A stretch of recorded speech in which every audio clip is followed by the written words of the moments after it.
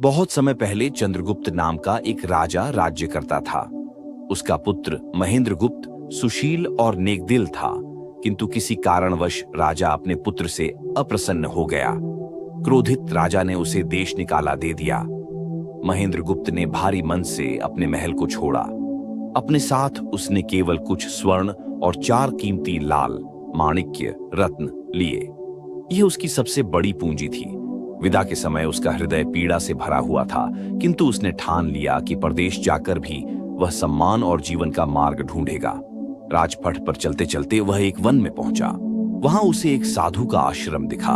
वह साधु को दंडवत प्रणाम कर एक ओर बैठ गया। साधु ने उसकी उदास मुखाकृति और कीमती वस्त्र देखकर पूछा, वत्स, तुम कौन हो और इस जंगल में क्यों आए हो? महेंद्रगुप्त ने उत्तर दिया, महाराज, मैं राजा चंद्रगुप्त का पुत्र हूं। मुझे पिता ने देश निकाला दिया है, इसलिए परदेश जा रहा हूं। संयोग से आपका आश्रम दिख गया तो सोचा दर्शन करता चलूं। साधु ने उसकी बात सुनकर स्नेहपूर्वक कहा, वत्स, तुम नेक हो। परदेश कठिनाइयों से भरा होता है।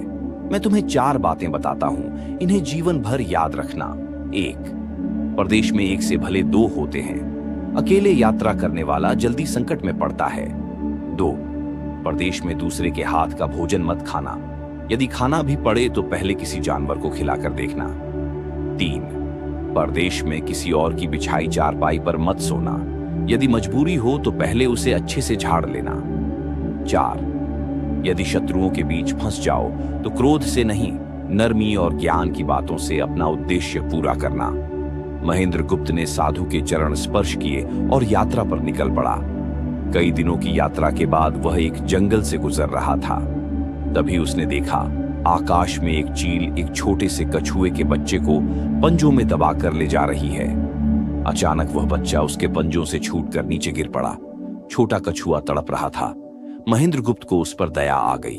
उसने सोचा, यदि मैं इस नन्हे जीव को पालूंगा तो इसके प्राण बचेंगे। साथ ही साधु की पहली बात भी याद आती है, एक से भले 2 होते हैं। यात्रा में यह मेरा साथी बनेगा। वह कछुए को अपने साथ ले आया। अब उसकी यात्रा में एक नन्हा मित्र भी था। एक दिन महेंद्रगुप्त थका हुआ एक विशाल पेड़ के नीचे सो गया, पर उस पेड़ में अजीब रहस्य था। वहां एक सांप और एक कौवा रहते थे। उनकी आदत थी कि जो भी यात्री पेड़ तले सोता, सांप उसे डस लेता और कौवा उसकी आंखें निकाल लेता। राजकुमार गहरी नींद में था। सांप नीचे उतरा और उसे डस लिया।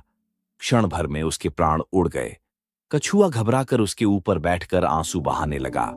तभी कौवा नीचे उतरा और उसकी आंखें निकालने झपटा, लेकिन कछुए ने तुरंत उसकी गर्दन अपने दांतों में जकड़ ली। कौवा छटपटाने लगा।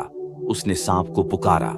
सांप आया और कछुए की पीठ पर बार बार डंक मारा, लेकिन कछुए ने अपना सिर खोल में छुपा लिया। अंततः सांप ने हार कर प्रार्थना की, भाई, मेरे मित्र को छोड़ दो। कछुआ बोला, नहीं, तूने मेरे मित्र को मारा है।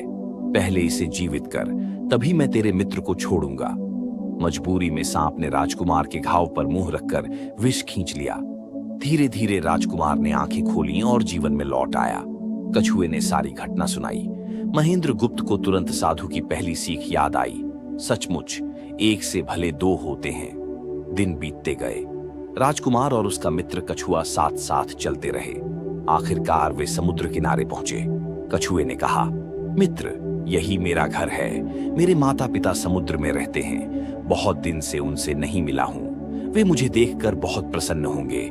अब मैं यहीं विदा लेता हूं। राजकुमार ने उसे जाने की अनुमति दी और स्वयं पास के जंगल में ठहर गया। उसी जंगल में पास ही एक ठग का परिवार रहता था। उसकी 2 बेटियां और 4 बेटे थे। बड़ी बेटी ज्योतिष विद्या जानती थी। उसने अपनी विद्या से जाना कि एक पथिक जंगल में आया है जिसके पास 4 कीमती लाल हैं। उसने अपने पिता और भाइयों से कहा, जल्दी उस पथिक को पकड़ लाओ। उसके लाल मेरे हाथ लग गए तो हम जीवन भर सुखी रहेंगे। मगर ध्यान रखना, उसे मारना मत, जीवित ही लाना। ठग और उसके बेटे राजकुमार तक पहुंचे। वे उसे बेहोशी में बांधकर अपने घर ले गए। बड़ी बेटी ने भोजन बनाया और उसमें विष मिला दिया। फिर वह राजकुमार के सामने परोसकर बोली, पथिक, भूखे होगे, भोजन करो।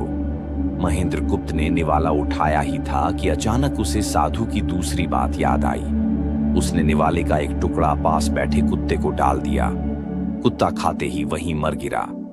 राजकुमार समझ गया कि भोजन विषैला है। वह सतर्क हो गया। ठग की छोटी बेटी राजकुमार को ध्यान से देख रही थी। उसके भीतर करुणा और प्रेम जाग उठा।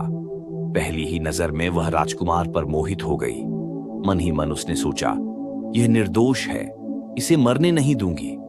रात को सबके सो जाने पर वह धीरे से राजकुमार के पास आई और बोली, तुम्हें धोखे से फंसाया गया है, भोजन में जहर है।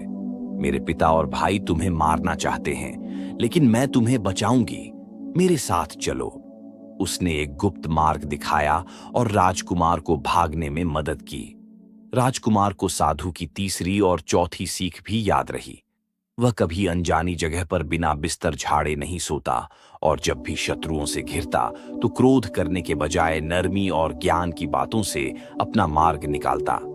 राजकुमार महेंद्र गुप्त प्रदेश में अनेक कठिनाइयों से गुजरा, परंतु साधु की दी हुई चारों सीखें उसके लिए दीपक की तरह थीं। कछुए जैसे मित्र, छोटी बेटी की करुणा और अपनी समझदारी से उसने जीवन की हर बाधा को पार किया।